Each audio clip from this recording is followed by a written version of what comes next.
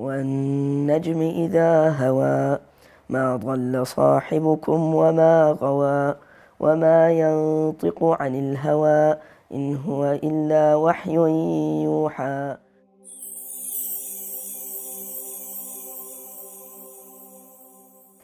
Assalamu alaikum wa rahmatullahi wa barakatuh. My name is Yusuf and I'm 13 years old.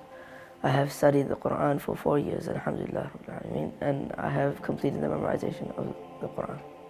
I first started memorizing and trying to learn the Qur'an when I was 7 years old.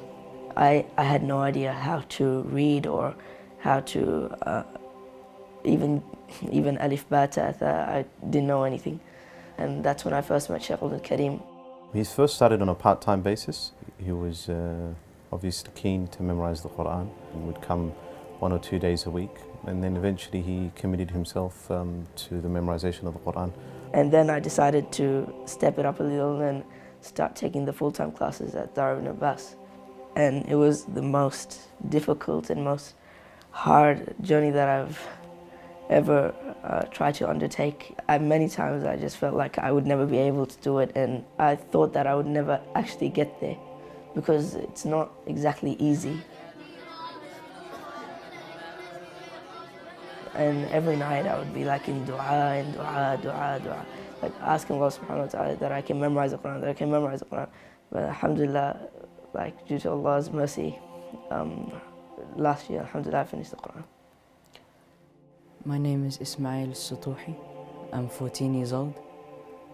I memorized the Quran when I was 10, and it took me 1 year and a half.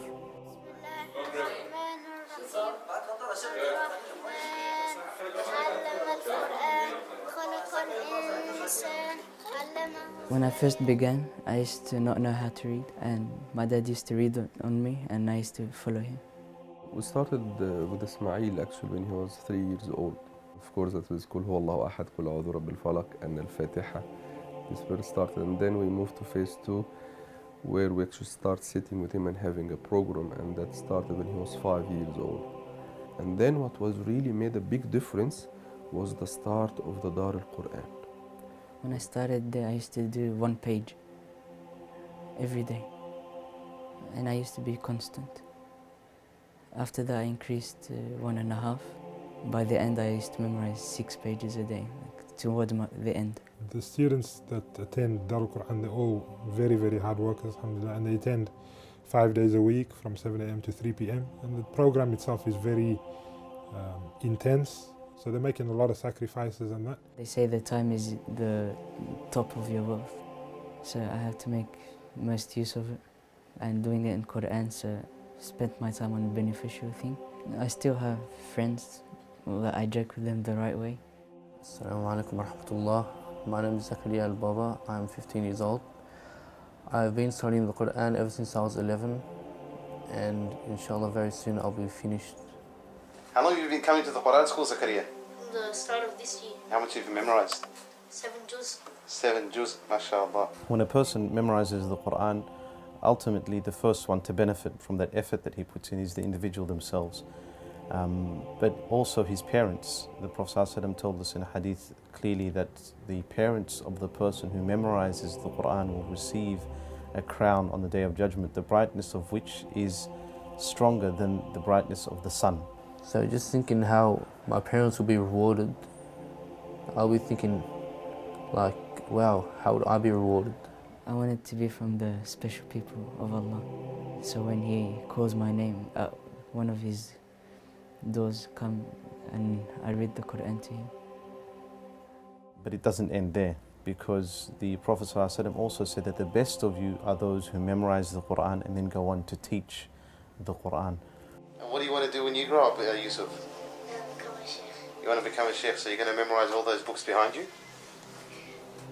Yes? Inshallah. Assalamu alaikum. أمن هو قانت آناء الليل ساجدا وقائما يحذر الآخرة ويرجو رحمة ربه قل هل يستوي الذين يعلمون والذين لا يعلمون. The biggest responsibility is not really to memorize the Quran, it's more to act upon it. And that's not just for people who memorize it, that's for every single Muslim. if it's going to be to impress the people, or if it's going to be just as a hobby, as something to do, you have to act upon that Qur'an that which you have memorized. Imam al-Ghazali rahimahullah ta'ala, he said in his book, he said, "Al-ilmu bila amalin junun wal-amalu bighayri ilmin la yakun." Knowledge without action is madness, and action without knowledge is void. And if you do not make amends for days gone by, you will say tomorrow on the day of resurrection, "Send us back so that we may act virtuously." And it will be replied to you, "O fool, you have just come from there." The ultimate aim and goal of any teacher of Qur'an is for the student to memorize and then act upon the Qur'an. And acting upon the Qur'an is following in the footsteps of the greatest of all men, the one whom our Lady Aisha radiallahu anha describes as being a walking Qur'an. I think we should take that as an example, and we should try to follow him and follow in his footsteps. Even just doing little sunnahs, like using the miswak, or even just stepping out of the house with the left foot. Any sunnah I knew that he done or said, I implemented it, or tried my best to implement it. And to me, he was my master. The Quran is one of the great sunnahs of the Prophet Muhammad sallallahu alaihi wasallam. Many Sahaba have memorized the Quran, many of the ulama, and they say the first step to knowledge is the memorization of the Quran, and it's a big ni'mah, it's a big blessing, it's a great gift from Allah, and it's one of the miracles of this ummah. In relation to the memorization of the Qur'an, it is truly a miracle. In verses, a number of verses of the Qur'an, Allah subhanahu wa ta'ala tells us in Surah Al-Qamar, ولقد يسرنا القرآن للذكر فهل من مدكر, that we have made the memorization of the Qur'an easy, so is there a person who is there to memorize it? I remember one student was saying to me, after he'd finished memorizing the Quran, he was like lost for words. He didn't know what to say, he didn't know what to do. I think I must have been really exhilarated, because I realized that everything that I'd, from Allah subhanahu wa ta'ala, I'd worked so hard for over like the period of 6 years, 7 years, that was all actually, it was going to happen from the will of Allah, and that it was going to become a reality. It was something that I don't think I can describe accurately. It was just, amazing. So I'm really thankful for a chance I've been given. Qur'an is, in reality, it's everything. The existence of the Qur'an being alive in a community or in a society is in the same way the soul and the spirit of that community and the soul and the spirit of that society. And the more people we have in the society that are connected to the Book of Allah, the more alive that society becomes, so that the whole town would be like a beehive with the sound of the Qur'an. And that's the same sound that you hear when you come to a Qur'an school.